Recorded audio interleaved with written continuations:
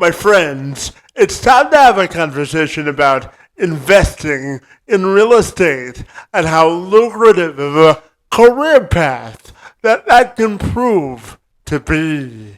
If you wanted to have a deeper conversation on how it affects our economic future, I'm here for that as well. Because you see, according to my friends at the National Association of Realtors, they reported the real estate market contributed to the equivalent of 18% or $4.9 trillion in the gross domestic product or GDP in 2023. More specifically, each home sale that sold at the median income generated revenue of about $125,000 in 2023. For my friend Steve Werner, he is a home investor and the chief investment officer at Home Invest, where he leads his team to unearth and secure high-yield real estate opportunities. Warner is someone who believes that real estate investing transcends mere asset acquisition. For him, it's about strategic growth and tax efficiency. He's been in the field for over 2 decades now, and he says he's seen everything there is to see in the field of real estate investing and what works, what doesn't, and he guides the investors and other professionals that he works with to make smart, sound, and growth-oriented decisions that will allow them to experience sustainable growth over the long haul. My conversation with Warner was diverse, in-depth, and transformationally impactful. It's a conversation about real estate, life, and everything in between. So make sure you get your notebooks and computers ready, because my conversation with Warner starts right now, and I wouldn't want you to miss all the important nuggets he has to share. So without further delay, I'm Kevin McShann. Let's have this conversation.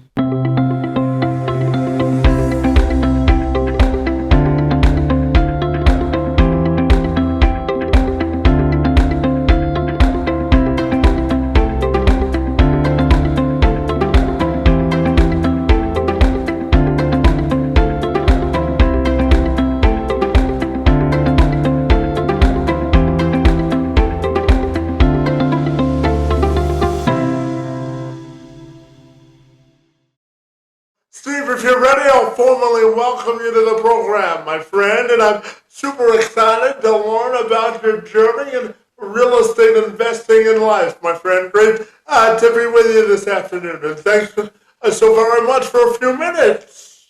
Yeah, no problem. Let's go.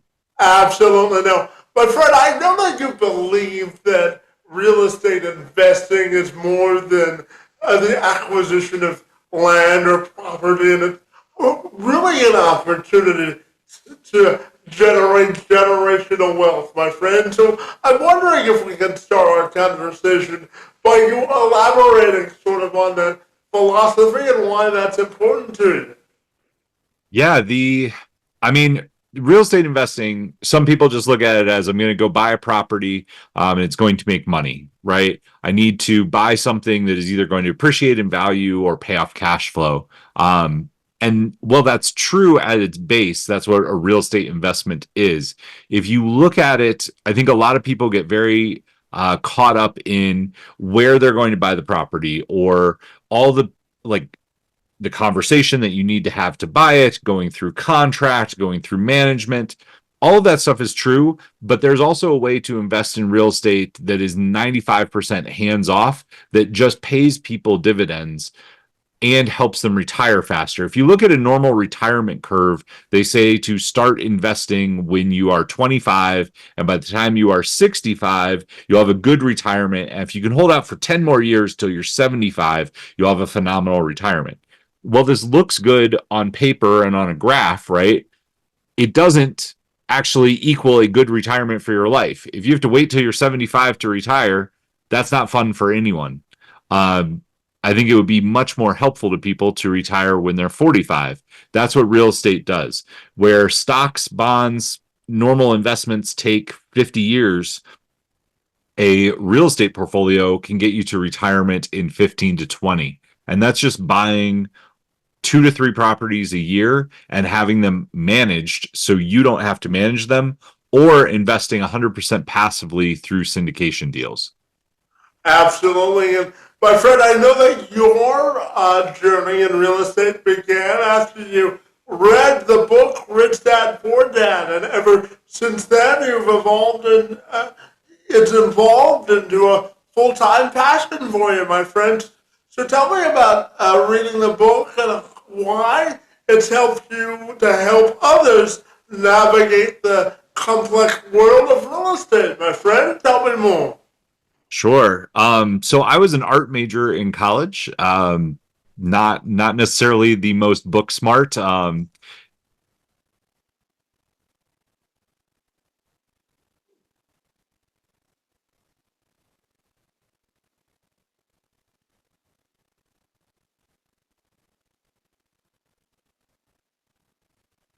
Shelf, and I grabbed it, more thinking I would send it to my dad than anything. I needed a Father's Day present, but I wanted to read it first. And I read through it and I thought, well, I can do this.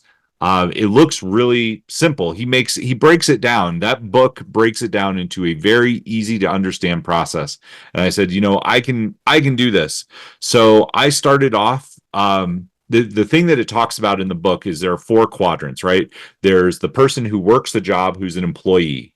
Then there's the person that creates a job for themselves, simple self-employed. So think about a plumber or an electrician, somebody who doesn't have employees but just works for themselves. The next level is business owner. Business owner has a business and has employees and is multiplying time. They put out advertising, they can have people go work for them. And then the last one is investor. And an investor is somebody who has their money work for them. So they are multiplying time and money. And I was like, this is brilliant. I want to do that. Well, of course, real estate is not really that easy. I went out, it took me about 6 months of making offers as a broke college kid with no money in the bank before I found my first property that fit. But then from there, things started moving really fast. Once you get one property, it's easy to get your next property.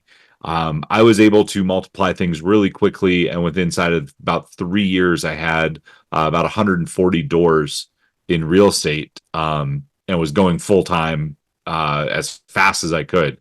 So that was my story. It ended up though I sold everything in 2006. I kind of saw the market changing, and it was getting my time was getting more and more crunched. And we moved into the passive game, and started in passive real estate investing in 2011, 2014. Yeah, and since you brought it up, I'm going to ask you about passive versus real estate investing, my friend. Because I think a lot of people hear the term passive real estate, but they really don't understand the granular sort of details when it comes to why passive real estate is sort of a revenue generator for them. So why should people care about passive real estate, my friend? Sure. So passive real estate means there's somebody out there that is buying either single family houses or multifamily apartment buildings, and they need the funding. So they can go to the bank and they're going to have to fit into the bank guidelines. Whereas if they go raise the money, the investors make the return, and they're trusting the person who is buying the asset to manage it. So when we bring people into our apartment buildings, We'll bring people in. They'll invest with us. We use their money to buy the building, to pay for the repairs, to make sure that the building is managed well. But they get the returns. So the return on investment is usually somewhere around, for us, 15 to 20%. Now it's real estate, so anything can happen there. But our historic return has been over 20%. So when people invest with us, they don't have to worry about tenants. They don't have to worry about fixing toilets. They don't have to worry about vacancy rates, any of that stuff. All they have to do is put their money in and sit back and collect returns on autopilot. The reason that people pick active real estate investing, buying their own place, is because they think that managing it will lead to a higher return. Truth is that you can usually invest passively and get just as good of a return because you're letting the professionals do what they do best. You're letting us do what we do best. We've got more than 1,800 deals under our belt at Home Invest. We're very practiced at going out and doing this. Whereas a doctor, a lawyer, a physician, somebody that has good income might say, well, I'm going to go buy a duplex. I'm going to do this myself. They're doing it starting at square one with no expertise. Chances of them actually making a good return are slim. Whereas if they invest with somebody who's doing it professionally, they're going to make much better returns. Yeah, absolutely. And Steve, I'm wondering if you'll indulge me for just a second because I've been wanting to ask you this question all afternoon. So, Steve, I was born with cerebral palsy, and the type of cerebral palsy I was born with is called spastic quadriplegic cerebral palsy. And I advocate on behalf of people with disabilities to live a full and meaningful life. And one of the ways I do that is by sitting on the board of directors for Habitat for Humanity in my hometown. And one of the things that we've started to really invest and look in is how we can serve the disabled community and providing them more access to more accessible housing. So, as a real estate investor, I'm fascinated to ask you what portion or how do you think real estate investors can contribute to moving the needle of progress forward when it comes to providing more accessible real estate for individuals with disabilities? What are your thoughts there? So I have a couple. That's a great question. Thanks so much for asking. So we have at our buildings, we make sure that we always have at least some units that are handicap accessible. I think most big apartment buildings make sure that they do that. They make sure that every apartment building has some available. There's a friend of ours that invests, and she specifically only does duplexes, triplexes, so smaller buildings, and she specifically makes sure that all of them are handicap accessible. And she actually partners with hospitals and with other care facilities for patients that are ready to move out of the care facility but need additional housing. So what she does is she'll bring investors in, she will buy the building, and then she will change all of the units to make them handicap accessible and then put them out on the market. And she's been doing really well with that. So it's providing affordable housing for people who need it most through bringing investors in and including them in it. We work really hard on our buildings to make sure that there's stuff there that serves the community. So we do that through a couple different things. One is accessible housing, how we were talking about. The other one is we install a chaplain on site. And that helps build community. So they're in charge of community events. They're in charge of making sure that the community all gets along and that they do things to bring the community together. And that includes the people that have any kind of disability. So we work really hard on that. We think that that is a key component to having good multifamily housing. Yeah, absolutely. And Steve, real estate investing can be a lucrative sort of career path, but you actually have to know what you're doing. So if I asked you to create create a roadmap of your top three tips on how to create generational wealth and have a long-term future as a real estate investor. What do you think the top three things on your roadmap would be? So that is a great question. I know you had sent that over beforehand, and I'm gonna actually give you um, it's not just real estate investing, right? Yes, investing in real estate is a great way to move forward because as you do that, you're going to get the tax benefits of the real estate investment plus the appreciation and the cash flow, which equals very strong returns.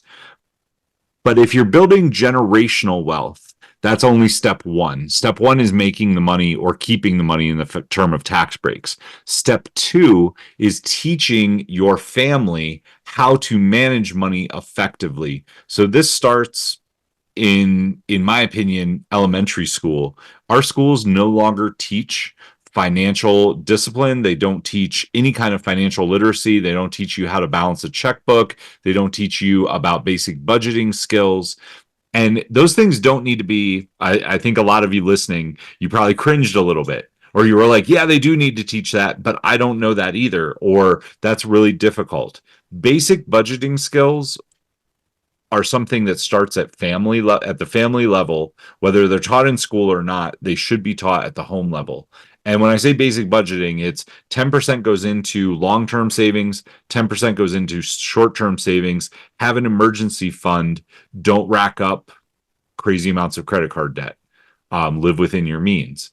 If you teach people that, you can the Vanderbilts and the Rockefellers are a perfect example of this. So if you look at this, the Rockefellers generated way more money than the Vanderbilts. But the Rockefellers' wealth was gone in 5 generations because they gave the money to their heirs and the heirs went out and spent it. Whereas the Vanderbilts kept the money in the family and they said you can borrow against it, but you cannot have the money. And they made sure to teach their kids wealth principles when they were young. And every year they get together and they have a week-long celebration of their family, but they also go through their family constitution, their family values, and financial guidelines. If you look at where the Vanderbilts are today, their wealth has multiplied many times over, and they're now one of the wealthiest families in the country. Well, So, it's always important to have a game plan and finances and in life, isn't it? yes, it is. Absolutely. And Steve, I'm curious to ask you about the correlation between, you know, investing in sort of long-term strategic investments and growth opportunities. So, what do you think the connection is between growth opportunities and strategic investments, my friend?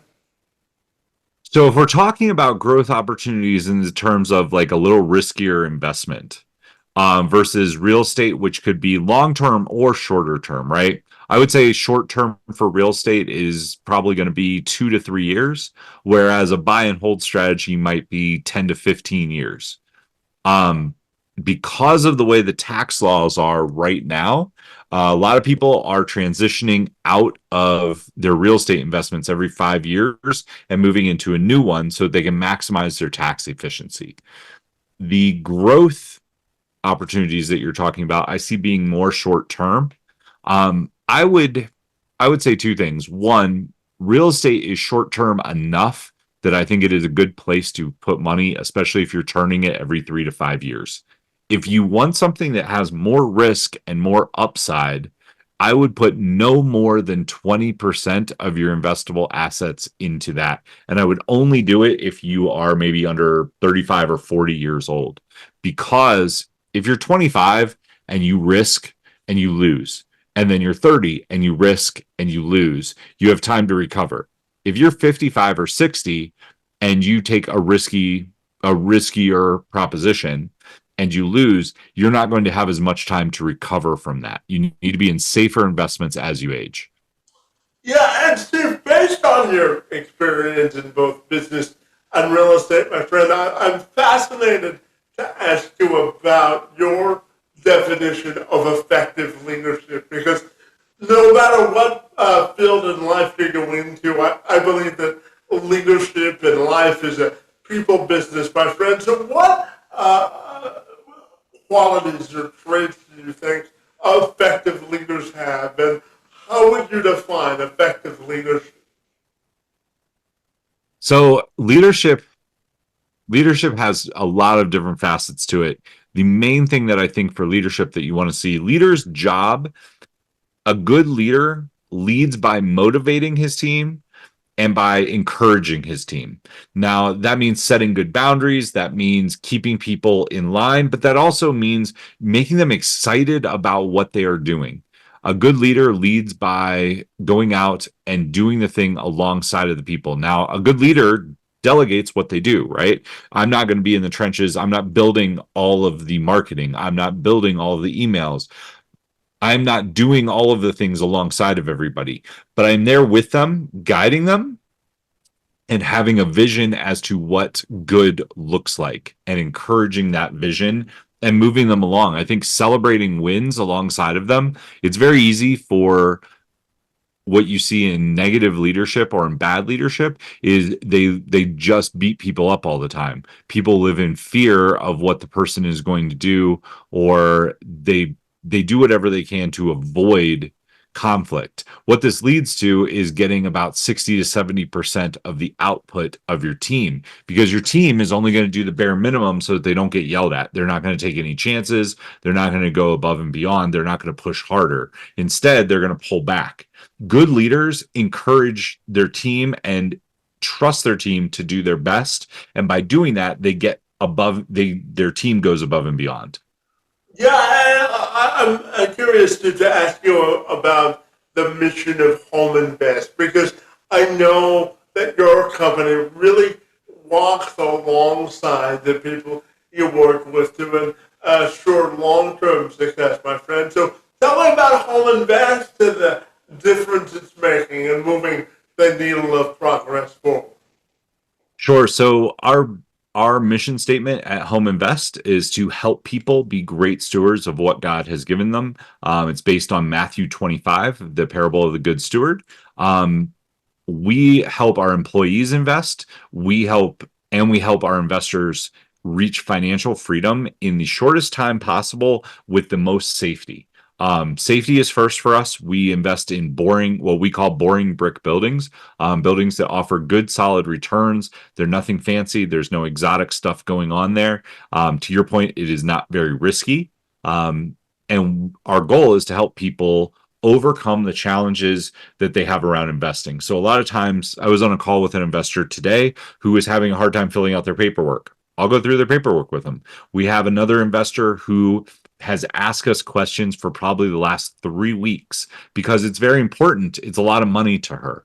When she puts the money in, she wants to make sure that it's in good hands. So we'll get on the phone, we'll go through every aspect of the deal, we'll go through the aspects of real estate, and we'll help them maximize their tax savings. Because it's not just how much you earn with the investment, it's how much you save from taxes as well.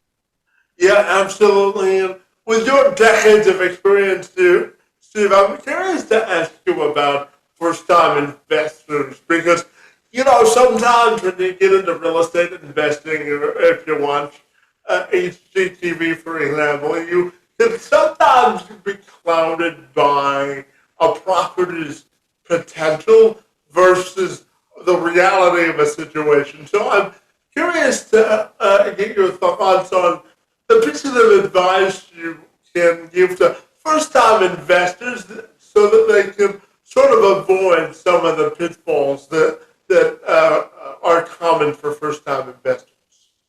Sure. So the biggest challenge that we see with first-time investors who are active, that means that they are out buying a property themselves. They get married to the property. They think that they are going to be the ones living there. So they usually overspend on the property, which hurts their returns because they're buying based on location, they're buying based on the floor plan, they're buying based on amenities at the building. Like there are a lot of things that stop them from actually just looking at the numbers. The numbers are the only thing that should dictate whether you buy the property or not. And you could say, well, this property is in a worse location, so it might rent for a little less.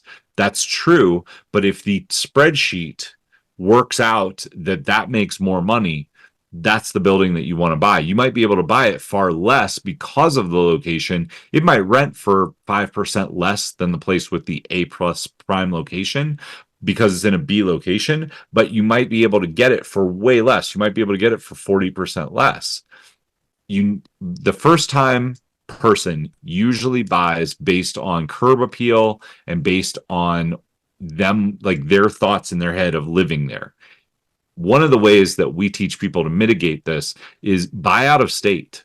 If you buy out of state, you're going to buy based on the home inspection, and you're going to buy based on the walkthrough with the realtor of them either doing it by video or them sending you photos. You're going to buy first off based on the numbers when it is out of state. It also forces you to get a property manager, which will stop you from making probably the biggest mistake that costs people money is actively managing. If you actively manage, it's going to take a whole lot of time and energy, and you're probably not going to get the most rent out of the property. Whereas if you switch it around and you have a property manager, you're probably going to do better at your bottom line, and you're going to be a lot more hands off, which makes your life easier. Yeah, absolutely. And Steve, tell me, to that point, I also wanted to ask you about how important it is to understand market conditions before diving into the whole game of investing in real estate. What are your thoughts there? Market conditions themselves, I think, are overrated. Right now, you would hear that okay, let's start off 2 years ago. People would have said the market was too hot. It was hard to find a good deal. If you're generating off-market deals, you are going to find a good deal regardless. If you look at the market right now, people would say interest rates are too high to buy a cash flowing property. Well, there's three things you can do. You can either search really hard and find a good deal that cash flows. You can talk them into owner financing, which if you do owner financing, you're probably going to get an interest rate closer to 3 or 4%. Or you can talk and bring in investors to bring down the interest rate. Those are your three options. But right now, market conditions, honestly, you can find great deals out there because there's more and more inventory because people are not willing to buy. Yeah, and Steve, tell me, what do you think goes into establishing a first-rate reputation as a real estate investor? Because, Steve, I graduated journalism school eons ago, and the first lesson they teach you in journalism school is that the only thing you have in the business is your name, and then once that's cut on, it's hard to get it back. So what do you think it will take for real estate investors to create a reputable reputation? I think two things there. One, follow through on what you say you're going to do. That's going to give you a good reputation regardless of where you are in the world, whether you're in journalism or whether you're in real estate. If you follow through on the things that you say you're going to do, that's going to get you a good name. The second thing, as an investor, if you are investing other people's money, you want to always have good communication with your investors and give them a great return. We at Home Invest, not everything has always been smooth sailing. We've had one deal where things got a little bit off the rails. We immediately communicated that to investors, and we also pulled money out of our own pocket to put into the deal to make our investors whole. That's what gets you a good reputation. Yeah, absolutely. But Fred, I'm also curious to ask you about, I asked you earlier about first-time investors, but then I was also curious to ask you about seasoned investors and if they've had success investing or flipping a property in the past. I wonder your pieces of advice for them to continue to see the sustainable growth over time. What would you tell them, my friend? Sure. So if people get stuck with investing, it is usually because they insist on doing everything themselves. This is what burned me out in the beginning. I bought all the properties. I was the roofer, I was the plumber, I was the electrician, I was the drywaller, I was the person who interviewed tenants, I was the person who mowed the yards. If I'm doing all of that stuff, you eventually reach a place where you can't scale any further. If I could go back and give myself advice at 21 years old, I would say don't buy a property unless you work in property management and maintenance into the cost. If that is in there and is still cash flowing well, then you will be able to scale infinitely. So, what does it really take to scale infinitely is property management. It's setting the properties up correctly. I see people all the time at real estate meetup groups that I go to that they want to do everything themselves, and they're so interested in squeezing every last penny of profit out of the deal that they limit themselves to only being able to do 3 or 4 deals. Yeah, absolutely. And my friend, I'm curious to ask you about how do you think confidence and transparency are interconnected in the field of real estate investing? How do you think those two things are interconnected? Confidence and transparency, I think. I mean, if you're transparent about stuff, it's the same thing as if you don't tell lies, you never have to worry about what you say. Confidence and transparency are the same thing. If you are confident in what you are doing, you're going to be transparent. The same as the other way. Like if you're just transparent with people about things, you might feel less confidence. I could see how, like, if you weren't sure of the answer and you said that, hey, I'm not sure what the answer to this question is, but I'll go find out. You might have a little bit of, you might not be the most confident saying that, but you will learn very quickly that that actually earns you a lot of rapport with whoever you're talking to, because nobody likes somebody who doesn't tell the truth or who dodges a question.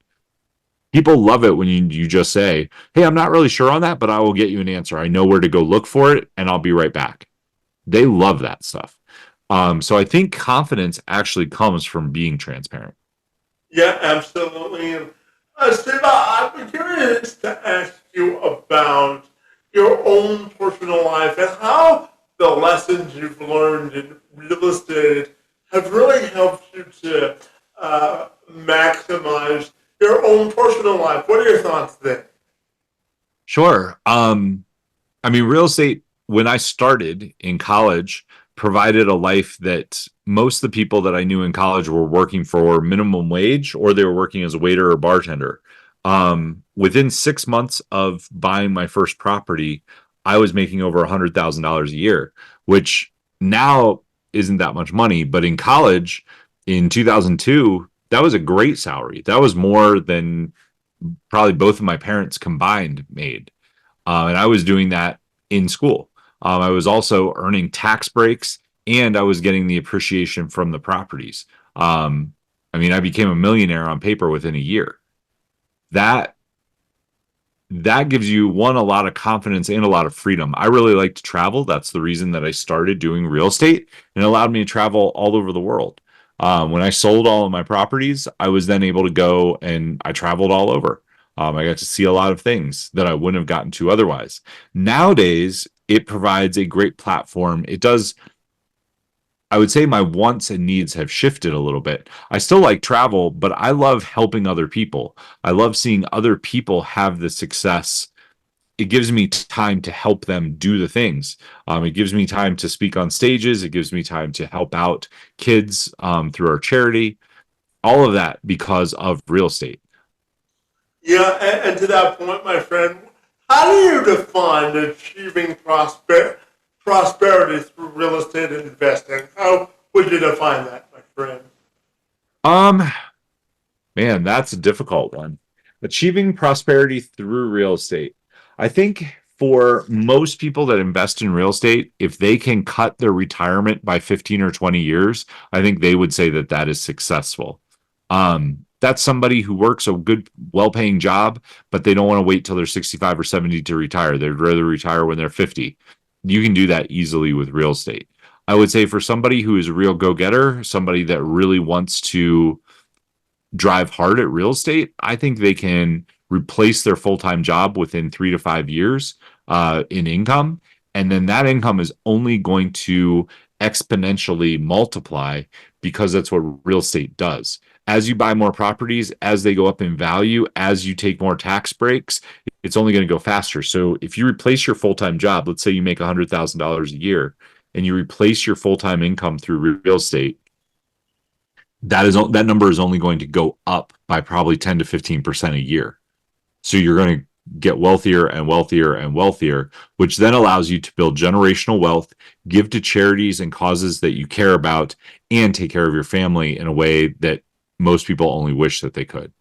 Yeah, absolutely. And, Steve, as a real estate investor, and just out of my own personal curiosity, I know that you have had a special relationship with that concept of resilience and overcoming obstacles, my friend. So, how do you view resilience and the concept of resilience, both from a personal and professional standpoint?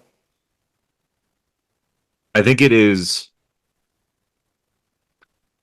you have to be able to get punched and get back up again.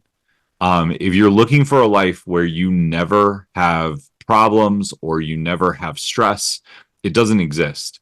So people like, I hear people say this around real estate, right? They're like, well, my job is hard enough. I don't know that I could really handle doing real estate on the side.